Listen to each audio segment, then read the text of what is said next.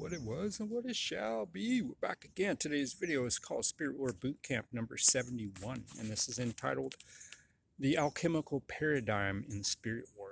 So, how's everyone doing? What's the alchemical paradigm? Well, the word alchemy comes from the word alchem, which means from the blackness or just the blackness, right? And a lot of people speculate that this derives from the fact that there was a lot of gold mining in the land south, what was called at the time Upper Egypt, which is actually the south of Egypt, approaching the source of the Nile River, which was also called Nubia, which in Egyptian was called Nebit, which is the word for gold. So there was a lot of gold refining going on, and some people will know that the first stage of the alchemical process is generally referred to as the nigredo, or the blackening phase. And so in terms of ore and mining and refining gold and so on, there's a lot of things that sort of give reference to this blackening and this black slag. Some people are familiar with slag in mining. It's like a waste product, and oftentimes it's very dark and black like that. But in general, so what we're looking at is gold and the refining of these precious ores and various types of ores, not just limited to gold. And of course, then there's multiple forms of gold, right? Like we have these different 4 phases of alchemy. You have the blackening phase, the nigredo, which I already referred to. Then we have the albedo, the whitening phase. I think it's called the luteo, which is the yellowing phase. And then the rubedo, the reddening phase, is sometimes referred to as the final phase. People dispute which one's the final phase, but it's kind of depending on what your end goal is, right? But so the relevance of this alchemical paradigm to the spirit war is very deep. And basically, I'm going to go into that and try to just give people the idea, the concept of alchemy and the paradigm. What is a paradigm? It's kind of like a worldview. It's a sort of theoretical framework that sort of surrounds all your actions in a different realm of whatever it is that you're looking at. It's a way of seeing the world. In Buddhism, we call this the view, right?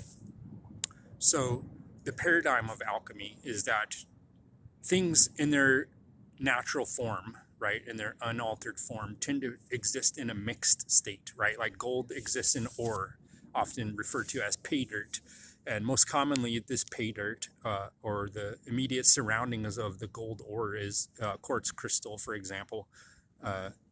In chemistry, this is called the matrix, right? The matrix is the Latin word for the womb, right? So it's the form in which things are born or found in their natural state, right? And then, so in order to, you want to, because the valuable properties of these metals like gold and silver and copper and all these different metals, every metal really, it has unique properties, and the properties tend to be more potent when it's in a purified condition, right? Like that's why everyone's talking about gold, 18 karat gold and 24 karat gold and so on like that. It refers to the purity. Sometimes they'll refer to it in decimal terms like 0.99 fine or 999 or 9999 fine, right? Referring to the level of purity, right? So 0.9999, I think, is the purest coins that they tend to have for gold and silver. So that would indicate, 1 part for every 10,000 of impurities, right?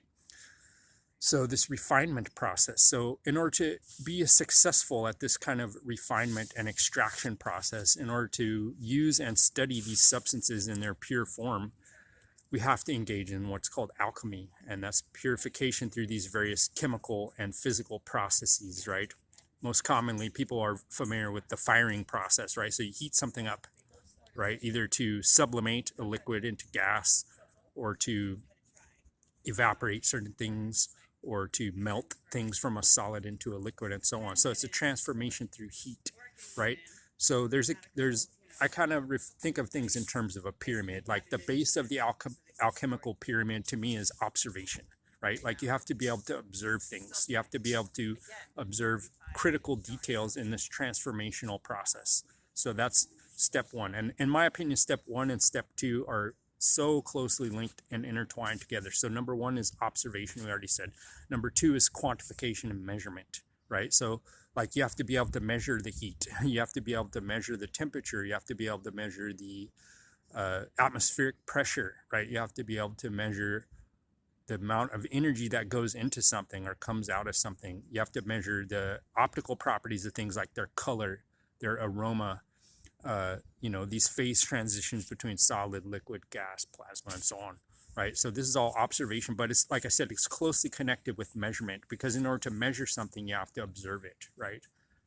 Um, and so, and in order to really carefully observe something, you have to have a paradigm for observation. So in other words, what are you looking at? What are these things that you're considering as meaningful qualities and quantifications that things have to tell you more detailed information about their nature, right?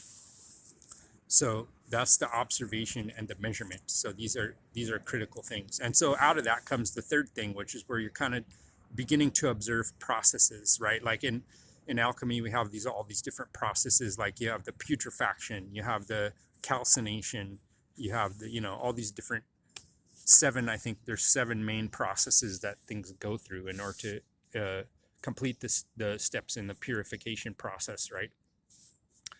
So now that we've gotten an idea of what the physical quantities of alchemy are about, right? They're about observing things in their natural state and understanding. So also discriminating is a key point of that, right?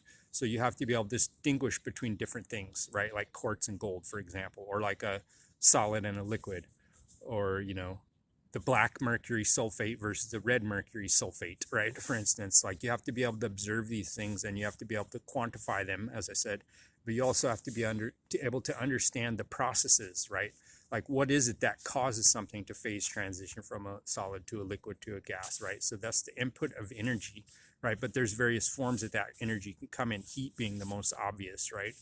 But then we also have more subtle things like optics, right? A lot of times light can cause these different transformations, or electrification, right? So all these different processes that inform our alchemical paradigm, these are described in all schools of alchemy throughout the world. Like a lot of people know about Western alchemy, right? The sort of medieval kind of alchemy, and the greats like Paracelsus and so on, or Nicholas Flamel and so on, like that. All these famous historical figures in the development of alchemy. And then, you got these Chinese alchemists who are probably the second most well-known out of the 3. And I would say the least well-known, but potentially one of the most significant, is the Indian or Ayurvedic alchemists. And so all 3 of these different schools, they all communicated. That's something that's really obfuscated in the historical education that I received, and I think that previous generations received, was the idea that all these ancient cultures are not really distinct, okay? They communicate. They were communicating and trading with each other, and you see the most obvious example would be what we're calling now the zodiac, right? And how the zodiac was basically formulated in Greece and rapidly spread to, create the basis of Vedic astrology. And a lot of people don't know that, or it's downplayed for various reasons of nationalism or whatever kind of agendas people have. The fact that even the Vedic astrologers and astronomers will admit in their own writings that they got everything from Greece, right? At a certain time. And same thing with Chinese astrology, right? So there's the Silk Road went all the way from the far east of Asia, right? Through the Middle East and even into Europe, right? This trading route. And so all these different cultures were in communication. And since they're all super greedy materialists, right?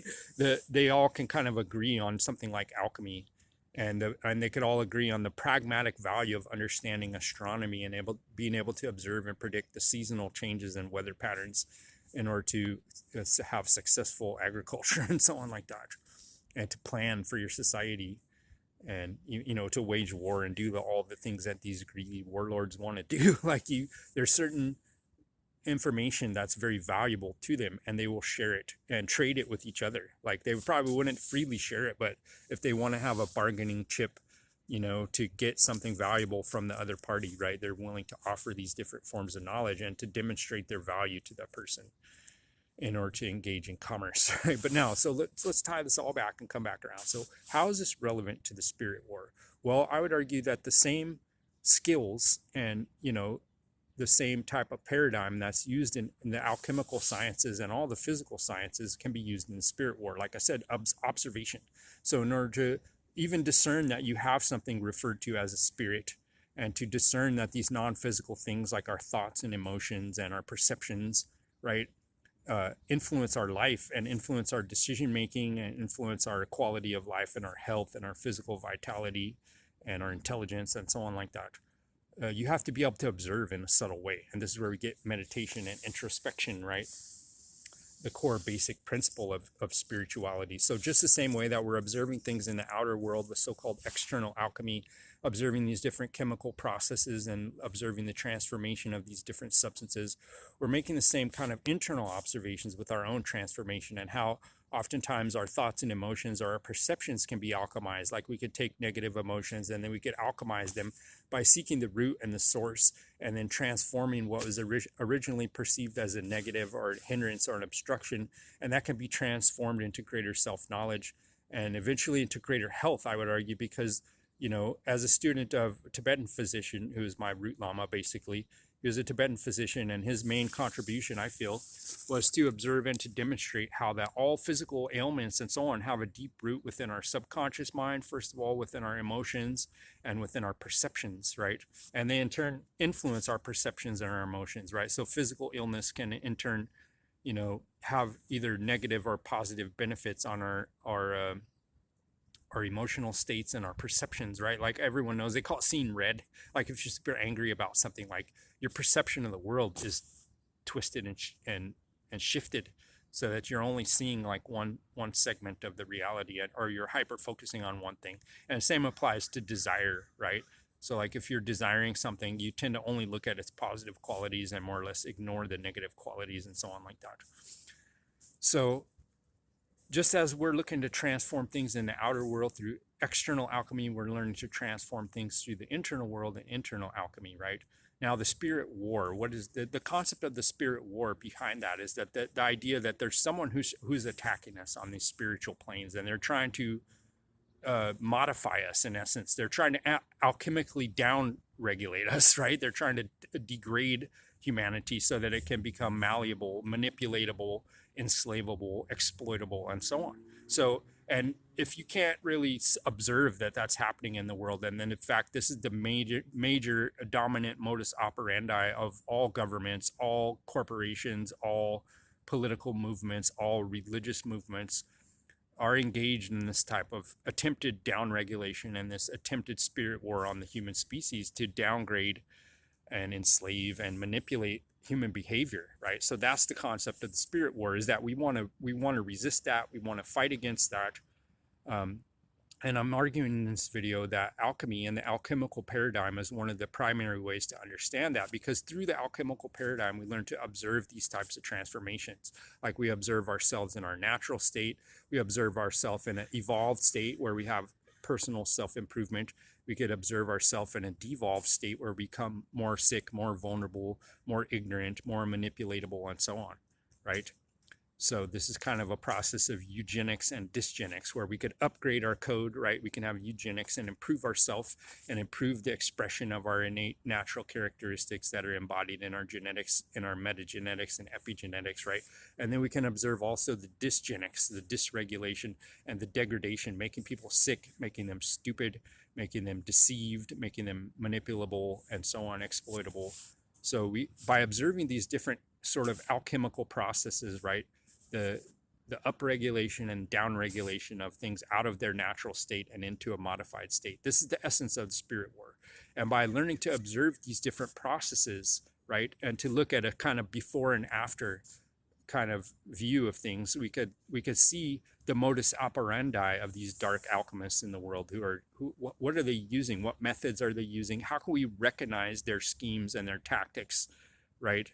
And by doing so, being able to defend ourselves. And in almost every instance, we can do the opposite, right? So we could look at what they're trying to accomplish and we could do the opposite. So instead of downgrading ourselves, we can upgrade ourselves, right? We can improve our functionality in these various different ways. So this is the paradigm of the spirit war. Now, if any of you have been watching this series for a long time, I've never done this before, but today, because of extraneous circumstances, I'm going to have to ask for help. Okay, I've got a donate button in my bio on the profile here, and I'm asking for anyone, even a tiniest donation, right? I've been homeless and unemployed for long periods of time, and even a few dollars can feed me and allow me to produce another video. So I'm asking, please, if you'd have appreciated this content or benefited in any way, or you have faith that I'm going to produce something valuable in the future, please donate at the link in my bio. And I give great gratitude for everyone's time and attention. And my intent is to bring benefit to everyone who views this. And I hope that this has been the case for you. And stay tuned for the next episode.